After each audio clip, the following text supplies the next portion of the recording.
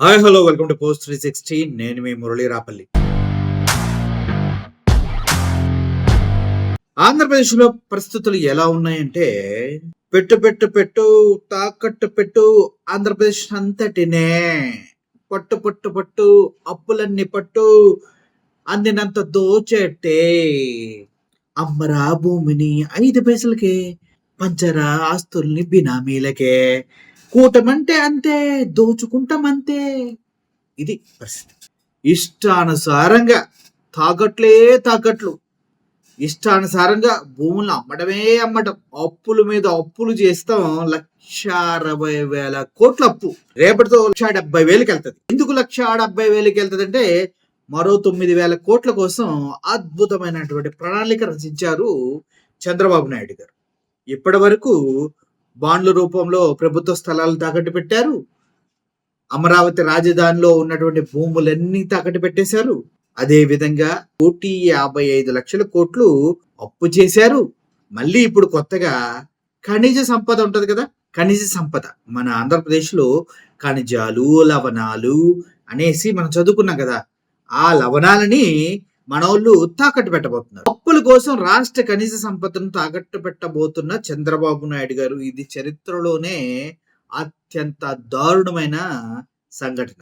మొన్నటికి మొన్న జెలెన్స్కీ, మీకు ఐడియా ఉన్నాడు కదా, ఆ జెలెన్స్కీ ట్రంప్ ఒక మీటింగ్కి పిలిచి రష్యా మీ కంట్రీలో ఖనిజాలు ఆ లవణాలు తీసుకుంటుంది, మీరు శాంతి ఒప్పందానికి రా, రష్యా మీ కంట్రీలోకి వచ్చి నువ్వేం మాట్లాడకూడదు అంటే ట్రంప్ను కూడా ఏకలాగా తీసి పక్కన పడేసి నువ్వెవడు ఈ విషయం చెప్పడం కోసం, ఏదో మీటింగ్ అని పిలిచి జెలెన్స్కీ నా కంట్రీలోకి రష్యా వచ్చి ఖనిజ సంపదను లవణాలను తీసుకెళ్లిపోయిద్దా, దానికి నేను అగ్రి అయితే శాంతి ఒప్పందమా లేకపోతే లేదా అంటే ట్రంప్ అన్నాడు, ఇప్పుడు నువ్వు డిమాండ్ చేసే సిచ్యువేషన్లో లేవంటే I know what to do, నేను నా దేశానికి ద్రోహం చేయలేను అంటూ జెలెన్స్కీ అక్కడి నుంచి వెళ్ళిపోవడం జరిగింది.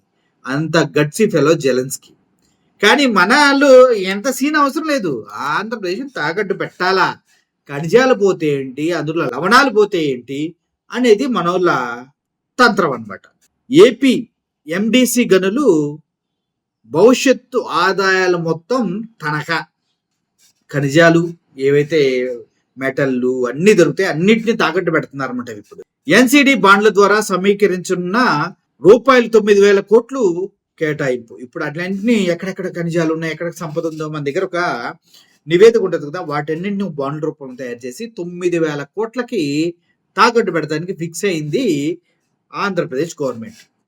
బాండ్ల రూపంలో ఈ మొత్తం స్వీకరణలో భారీ అవకతవకలు, ప్రైవేటు వ్యక్తులు నేరుగా ట్రెజరీ నుంచి డబ్బులు తీసుకునేలా రుణ నిర్ణయం పెట్టుకోండి, మీ ప్రైవేటు వ్యక్తుల్ని పెట్టుకోండి, బినామీలకు దోచేయండి, అస్సలు మేము ఎవ్వరూ అడగ, మాకు తెలియదు, మీరు ఆంధ్రప్రదేశ్ని అమ్మేసినా మాకు సంబంధం లేదు, మాకు కావాల్సింది ఏంటి, క్వార్టర్ 99 రూపీస్కి క్వార్టర్ కావాలి మాకు అంతే.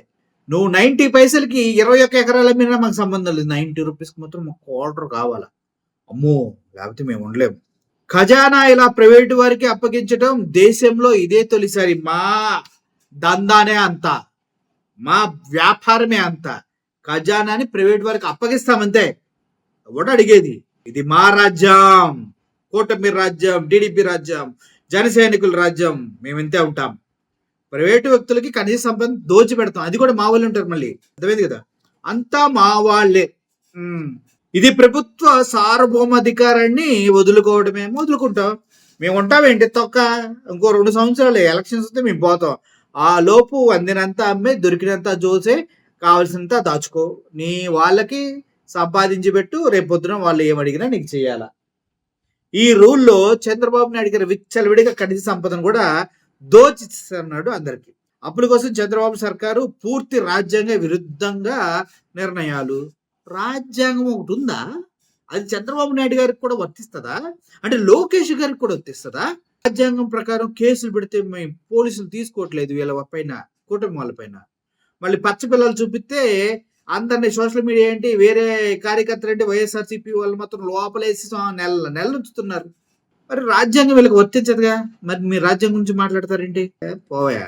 అసమర్థ పాలన, అస్తవ్యస్త ఆర్థిక విధానాలకు ఇదే నిదర్శనం అంతే. మాదంతే. అసమర్థం అంటావేంటి? అమ్మి పెడుతుంటే, డబ్బులు తీసుకొస్తుంటే అసమర్థత. ఎందుట్లో అసమర్థత? మేము చెప్పే మాటల్లోనే అసమర్థత ఉంటది.